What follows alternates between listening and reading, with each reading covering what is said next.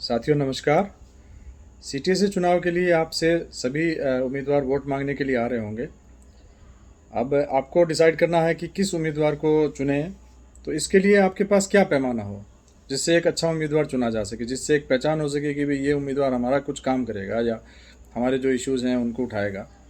तो आपको जाहिर सी बात है कि आप ऐसे तो चुन के भेज देंगे तो फिर वही हो जाएगा जैसे पहले के अभी हो रहा है। तो आपके इश्यूज़ नहीं उठाए जाएंगे, आपकी बात नहीं सुनी जाएगी, आपके लिए टाइम नहीं होगा। तो आप अपने आप ही परेशान होते रहेंगे। सारे काम जब अपने खुद ही करने हैं तो तभी तो लोग कह रहे हैं कि भाई वोट डालने क्यों जाएं जब जनप्रतिनिधि सो ही रहे हैं और कुछ काम करते ही नहीं हैं। तो हम भी क्यों अपना मेहनत से टाइम निकाल के बीच काम को बीच में छोड़ के जाएं और उनको वोट डालें। तो मैं कह रहा हूँ कि थोड़ा सा आप अपने परखिए उनको कि किस तरीके से वोट डालें।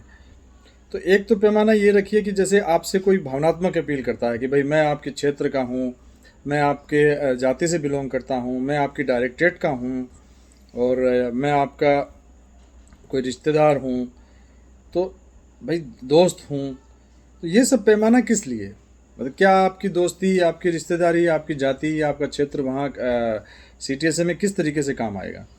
अगर आपने चुन के भेज दिया, अभी जैसे मान लीजिए आपकी सीट के बगल में कोई आप बैठे हैं, सज्जन बैठे हैं जो कभी कर्मचारियों के लिए कुछ करने नहीं गए, अपने काम में बिज़ी रहते हैं हमेशा, पर अचानक से एक दिन वो पता लगता है कि वो चुनाव में खड़े हैं और फिर जो है एक ऐसी टीम भी अपना फॉर्म कर लेते हैं और भाई शुरू हो जाते हैं। तो आरडीएसओ में तो देखिए बहुत छोटा वोटर क्लब है, मतलब 1550 करीब वोट हैं।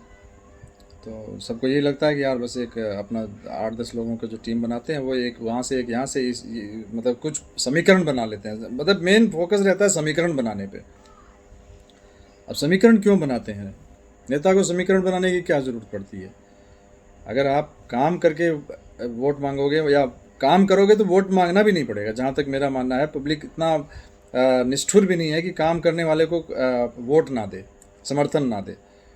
तो पहला पैरामीटर तो ये है कि ऐसी कोई अपील भावनात्मक रूप से आपसे करता है तो उस चीज़ को तो आप समझ जाइए कि कुछ ना कुछ आपके वोट लेने की साजिश हो रही है और बाकी उससे होना कुछ नहीं है।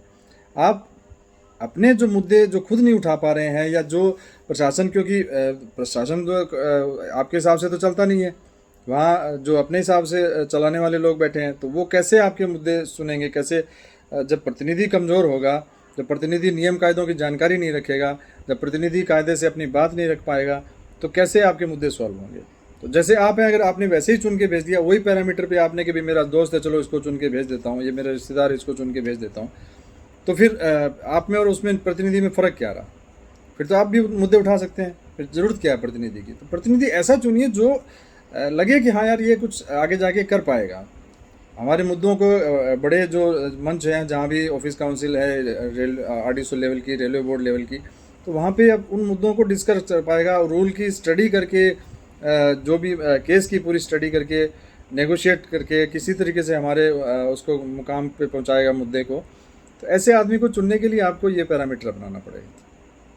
दूसरी बात यह है कि जो एसोसिएशन में जो नेता जा रहे हैं तो उनको भी थोड़ा अपने ऊपर कंट्रोल करना पड़ेगा कि भाई हम क्यों इन चीज़ों के लिए वोट मांग रहे हैं। हम क्यों कह रहे हैं कि यार तुम मेरे जाति के हो, तुम मेरे क्षेत्र के हो, मुझे वोट देना। आप ये बोलिए ना कि भाई मैं ये काम करूँगा, ये मैंने आज तक ये किया है। जो चुनाव लड़ रहे हैं तो अधिकतर लोग तो पुराने लोग हैं, कुछ लोग को छोड़ के ज़्यादातर लोग पुराने हैं। तो आप बताइए कि आपने क्या किया। आप अपने पुराने कामों का हिसाब दीजिए और फिर वोट मांगिए। आगे जो करने का है, विज़न है जो भी है, तो आप बताइए, मुखर होके बताइए, बजाय इसके कि आप मुखर होके बाकी चीज़ें बताते रहते हैं, कान में फुसफुसा के वोट मांगते हैं। तो आप खुल के वोट मांगिए, कर्मचारी आपको खुल के वोट देगा, बशर्ते आपकी मंशा में कोई खोट ना हो। तो आप इसी पैरामीटर पे वोट मांगिए और बाकी जो अपने भाई हैं, कर्मचारी बंधु हैं, तो मैं उनसे ये कहूँगा कि इसी पैरामीटर पे वोट दीजिए। जी।